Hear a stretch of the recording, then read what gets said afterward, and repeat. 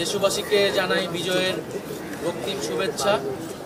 আজকের এই দিনে আমরা স্মরণ করছি আমাদের মহান স্বাধীনতা সংগ্রামের সকল শহীদদের এবং আমাদের জুলাই অভ্যুত্থানের শহীদদেরকে আমরা শ্রদ্ধার সাথে স্মরণ করছি। 1971 সালের স্বাধীনতা সংগ্রামের মধ্য দিয়ে বাংলাদেশ বিশ্বের বুকে একটি রাষ্ট্র হিসেবে আবির্ভূত হয়, আমাদের স্বাধীনতা অর্জিত হয়।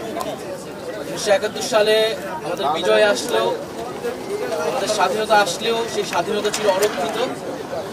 আমাদের 2024-এর বিজয়ের মধ্য দিয়ে আমাদের স্বাধীনতা পূর্ণতা পেয়েছে এবং 2024-এর এই বিজয়ের মধ্য দিয়ে আওয়ামী ফ্যাসিস্ট মুক্ত দেশে জনগণ প্রকৃত বিজয়ের স্বাদ অনুভব করছে এবং ইনশাল্লাহ আমাদের এবারের বিজয় এবং এবারের স্বাধীনতা আমরা রক্ষা করব এবং একটি ফ্যাসিস্ট মুক্ত আধিপত্যবাদ মুক্ত বাংলাদেশ থাকবে, নতুন বাংলাদেশ, এটাই আমাদের প্রত্যাশা।